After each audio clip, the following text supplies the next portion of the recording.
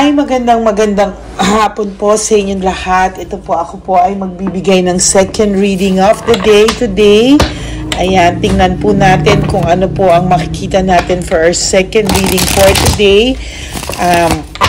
Pasensya na po kayo, medyo natagalan po ako sa pagbibigay ng reading sa inyo, but I'm here, no?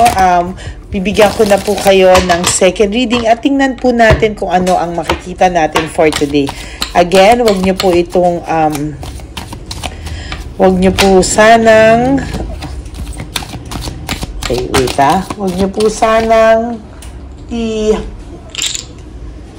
skip, no, para magkakaalaman tayo ng energy natin.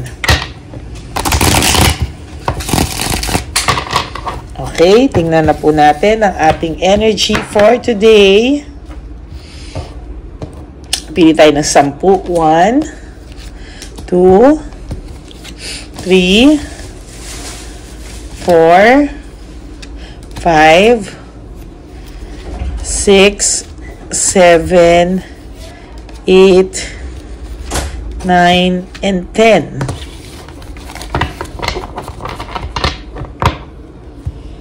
Then, kunin po natin itong isa.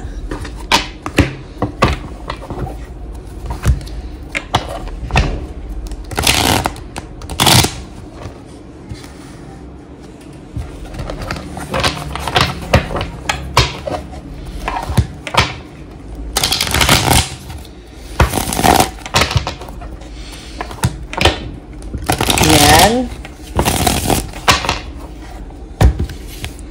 Pili po tayo ng 10.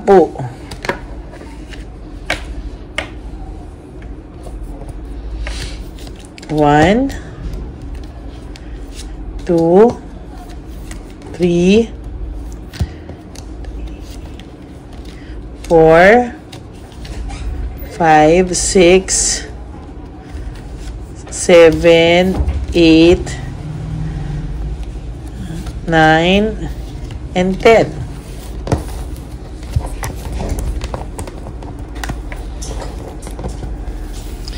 Tingnan po natin ano ang makikita natin for today. Yan, sa araw na ito, second reading of today. Tingnan po natin, mga kapatid. Okay. Saglit lang po. Huwag niyo po ito sanang i-skip, no? Wait lang po, nakalimutan ko lang pong uminom ng gamot.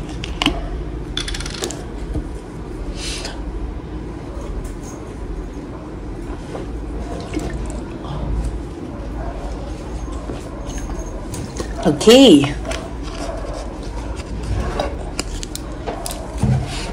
Ayusin na po natin ang ating cards.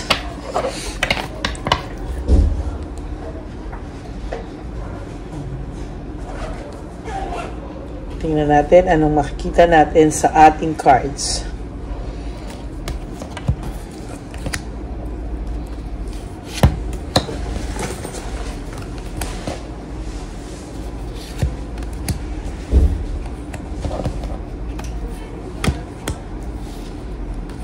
Yan.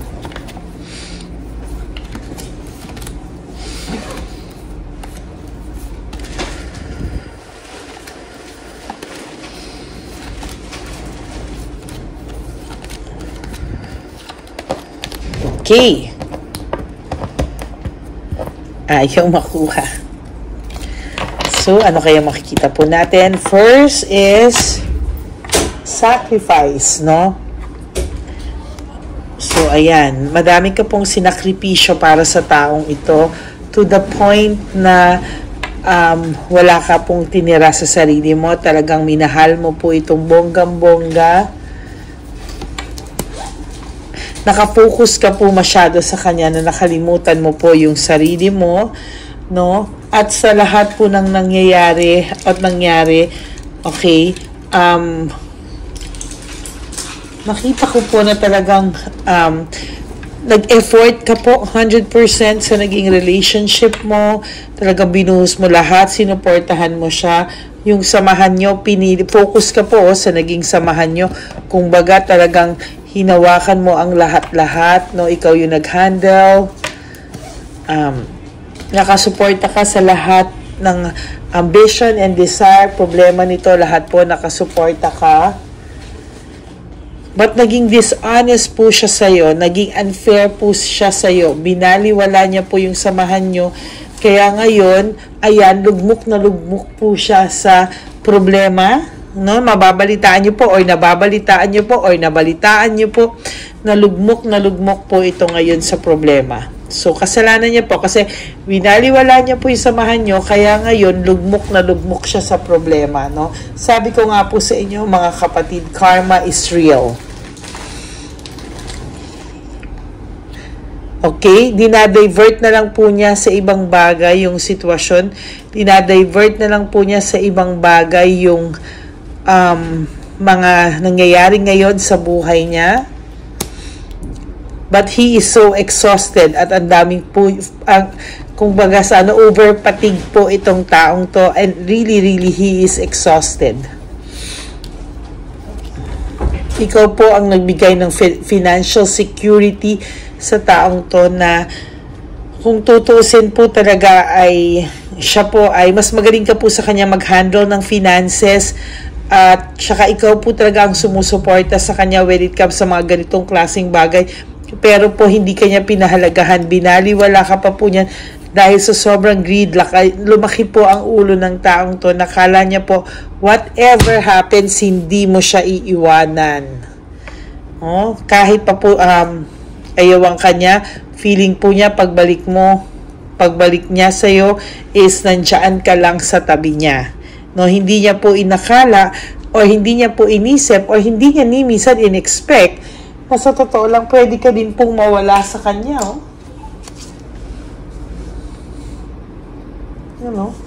tingnan niyo po, yan.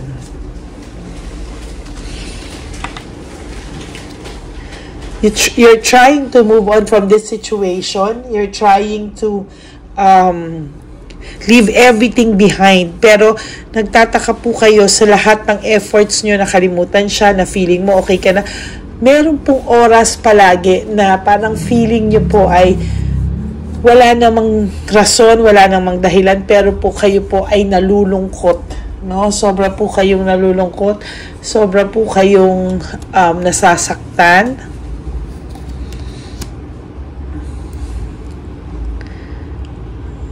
Kung tutuusin nga po sa totoo lang, mahina ka po pagdating sa kanya. Pero imbis po na pahalagahan niya, binaliwala niya po because minanipulate pa po niya yung kahinaan mo. Napaikot pa po niya yung kahinaan mo at lumabas po na sa lahat ng kabutihan mo, ikaw pa po yung naging masama, no? Sa totoo lang, naging parang masama ka pa po sa kanya. Ay, ikaw pa po yung merong problema. Ikaw pa po yung napasama, nasisi lahat, no? Pero sa totoo lang po, it's the other way around, no? Ginastify niya lang po talaga lahat. Pero the truth is, siya po yung nangbaliwala, no? Huwag ka pong mag-alala. Ngayon, sabi ko nga po, dati kung ikaw meron kang financial security, maayos ang buhay niya sa'yo. Now, he has lack of resources and very unstable. Even si Chabilitang Palaka po, walang magawa, no? Minsan, ito pa po ang nagiging dahilan bakit siya bumabagsak, bakit siya naging lugmok. Why? Because ito po ang nagpapabigat sa aura niya. Dati po, maayos ang samahan nyo, okay kayo, kahit medyo may konting bigat, nagtutulungan kayo, but now, sobra ko pong sasabihin sa iyo na kung ano man po yung pinagdadaanan niya sa buhay, ay kasalanan niya po, no? Yan. Ayan, no? Panay bad luck po ang nangyayari sa kanya. No control. Panay bad luck po yung nangyayari. Sabi ko nga po sa iyo, lugmok po ito sa problema, no? Very lugmok siya sa problema. Misteryoso po siya, no? Pinaparamdam niya sa iyo na, hey, I'm okay, everything is okay, masaya kami, nag-travel kami, maganda yung buhay namin. Pero the truth is, hindi po totoo, no? Huwag niyo pong bilhin because hindi po talaga totoo na ganon. Minsan yung pagiging impulsive niya po ang nagpapahamak sa kanya, no? Yung mga actions niya po, impulsive actions na hindi pinag-iisipan po talaga. Minsan, to be honest with you, mabubwisit ka na lang po no? Kasi minsan, parang medyo rude. Sa totoo lang, medyo rude talaga ito. Ngayon, stress and burnout siya sa buhay niya. He is overstressed, no? Burnout, no? Sa totoo lang, ayan, no? Freedom and self-acceptance.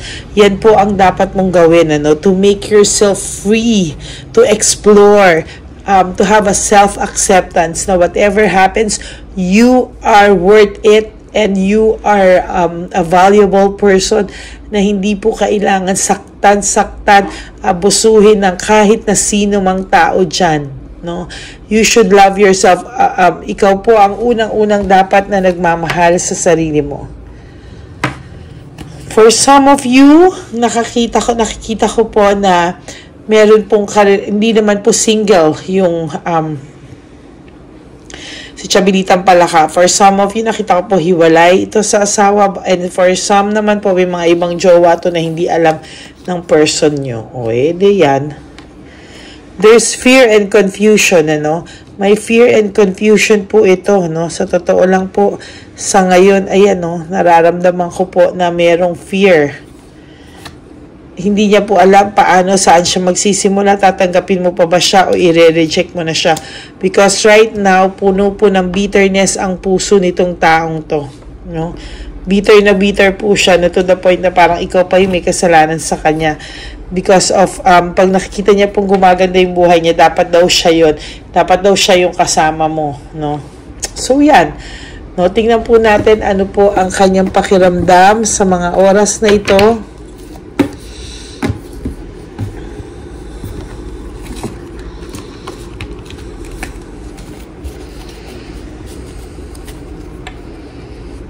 Tingnan po natin.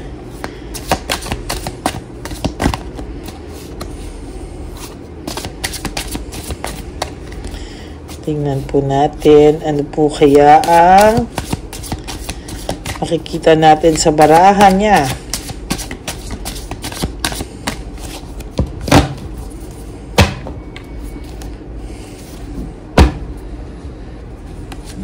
One, 2, 3, 4, and 5.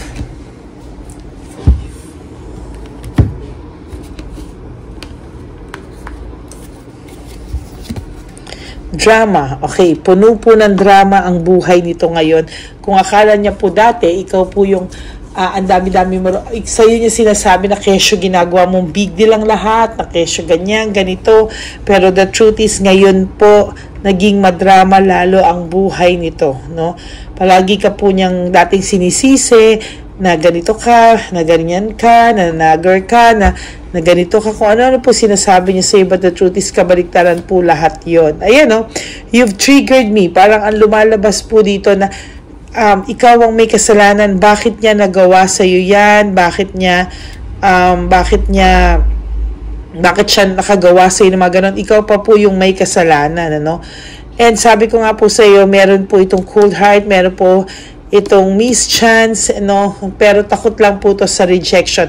I am scared of rejection, natatakot lang po siyang ma-reject sa iyo.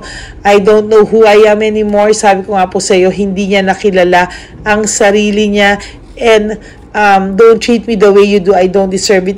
Alam niya po sa sarili niya na naging mabuti ka, at kahit ganyan siya ngayon, sa lahat ng mga sinabi niya, naging mabuti ka pa rin, and sinasabi niya na huwag ka rin maging mabait sa kanya kasi hindi niya daw po deserve yung kabaitan mo. Okay? So that's your reading second reading for today. Saturday, no? Kaya marami pong salamat, at alam ko na nag-aantay na po kayo ng second reading. Alam ko na marami na po nagme-message sa messenger ko, but I'm sorry, ito na po yung second reading, and I'll try to give another reading for tonight or maya titingnan ko po, no? But this is your second reading, And I am so happy na nandyan po kayo palagi. To all my Lady Elena friends, family, and subscribers, I love you all from the bottom of my heart, and I'm very, very, very grateful to all of you for always watching and supporting our channel, Lady Elena. And for those of you who wants to have a private reading with me, you can message me at Lady Lee Elena, that's LADYLY. Nasa end po yan ng video natin, ano? So, dyan nyo po ako pwedeng i-message. That's my only official and legit account, no? FB account. Wala po akong ibang account, so please, no, ingat po kayo sa mga scam, no? Diyan nyo lang po ako pwedeng makausap, diyan nyo po ako pwedeng makontak. Okay? Maraming pong salamat sa inyo, and wag nyo pong papabayaan ang mga sarili nyo. Again, sabi ko nga po sa inyo, life is short, don't make it shorter, everyone. And let go and let God write your life and love story. Yun lang po, no? Huwag po kayo magpa-stress. Good vibes lang po tayo. And I will all see you again on my next reading. Mag-chill lang po kayo dyan. Babalik po ako. At huwag po kayong malungkot. Don't be sad. Okay? Dahil ang malungkot po ay nahihila nyo po yung mga bad vibes. Okay? Maraming pong salamat, and I am praying for all of you to have a peace of mind, kalmadong pag-iisip, at enjoy your life to the fullest. Okay? God bless you all. I love you, and I will see you all on my next reading. Bye!